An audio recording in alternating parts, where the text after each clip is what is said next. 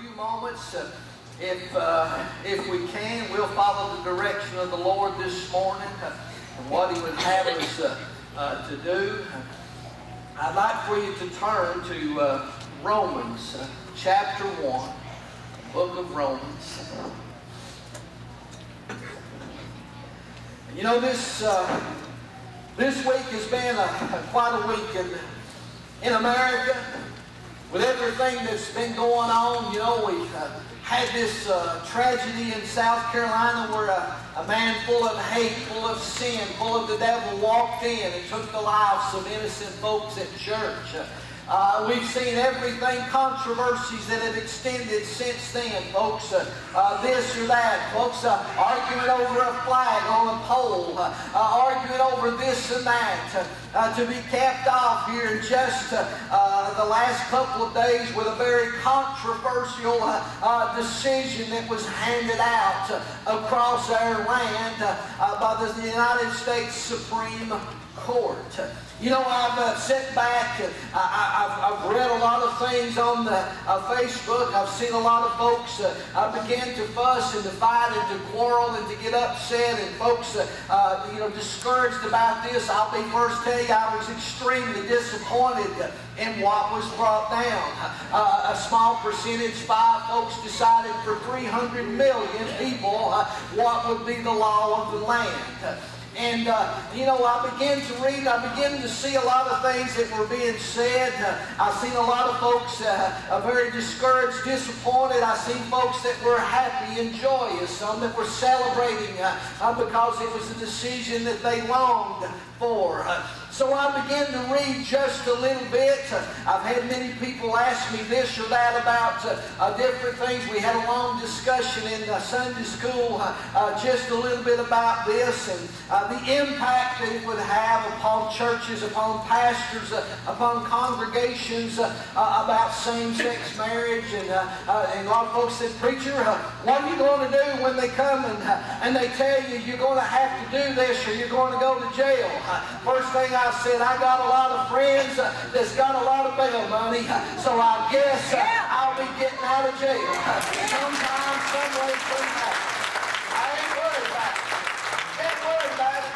Somebody will get me out maybe before supper time, and I can eat at my house instead of having to eat jailhouse food. Amen.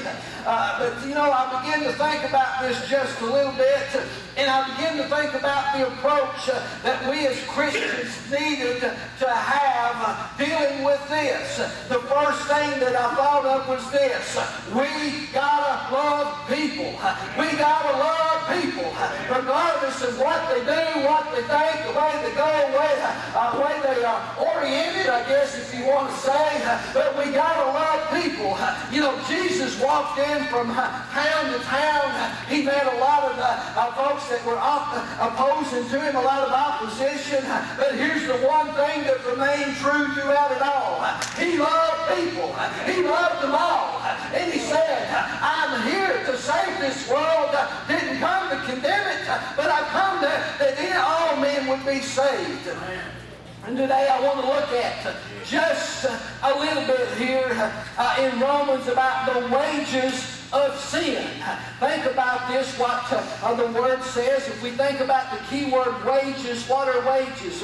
Wages are what we earn as a result of our work or our actions, things that we do.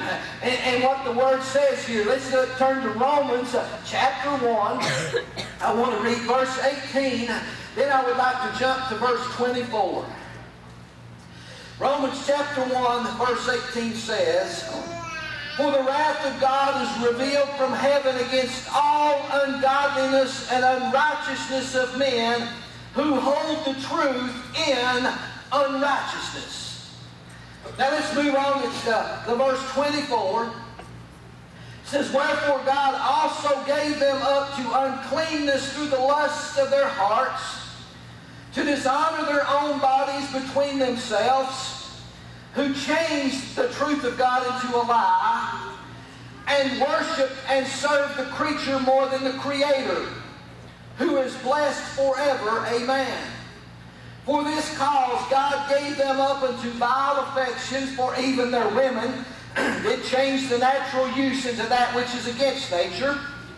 And likewise, also the men leaving the natural use of the woman, burned in their lust one toward another, men with men working that which is unseemly, and receiving in themselves that recompense of their error which was met.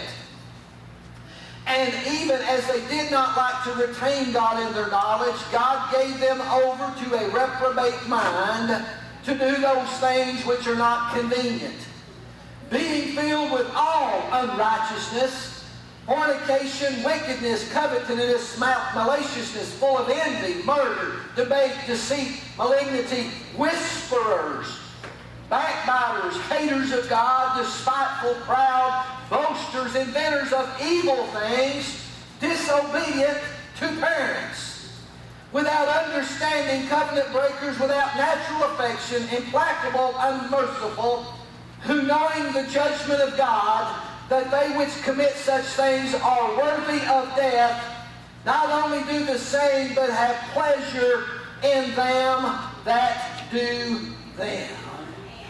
Now let's begin to look at this just a little bit. I've had people ask me, they come up and say, "Now preacher, you know that all of this stuff about homosexuals and all of this unclean living and all this impurity is all in Leviticus in the Old Bible and it's not in the New Testament." I just read it right there. Now, I made that real clear to a lot of them. I said, well, it's spoken in the New Testament, so that pretty well ends that discussion. But the thing we want to look at here is what the wages of sin will be. First of all, we want to think about the wrath of God. And that's a pretty serious thing. Back in verse 18, number 1, he says, "The wrath of God is revealed from heaven against all ungodliness and unrighteousness of men who hold the truth in unrighteousness." Now, I've also dealt with folks who say, "Now, preacher, you know that sin is worse than any other sin." No, I beg to differ with you. Sin is sin is sin is sin. God hates it all.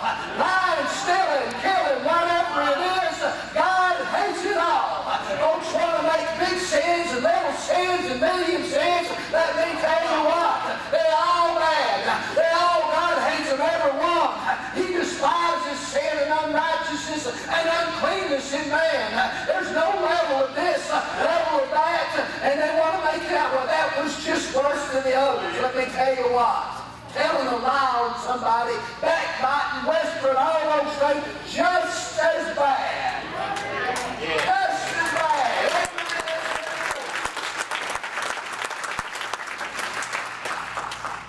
We want to stand back. You know what? A lot of Christians, boy, I mean, they standing back with their hands full of rocks. Got the slingshot loaded up. Boy, they're ready to fire down on anybody that raises their head. Got him. Boy, that sinner, I wore him out. Boy, can you believe that going along with that? Let me tell you what, folks. That when you're casting all of those people into that big pit, you might as well get ready to jump right in with them. Because you're talking about them, you're beating them down, you're wearing them out, you ain't loving them. For sure, you sure ain't showing no Jesus love, amen? Well, glory, I know that ain't popular, but it's the truth. You can't get folks in the church, why? Because we beat them to death before they get here. We got them pounded to death, we got them shot up before they even get to the front door. Jesus walked in. Boy, them guys, they walked around and they criticized him all the time. They said, "Hey, what are you doing talking to them guys over there? What are you doing over there with that bunch? How are you eating with that guy? He's a horrible sinner." Let me tell you what, we all horrible sinners, saved by grace. We're all beggars and thieves in need of the bearers and grace. Amen. The wrath of God. He hates uncleanness, unrighteousness, in all of it. All of a sudden, folks, just making it out to be so bad. Let me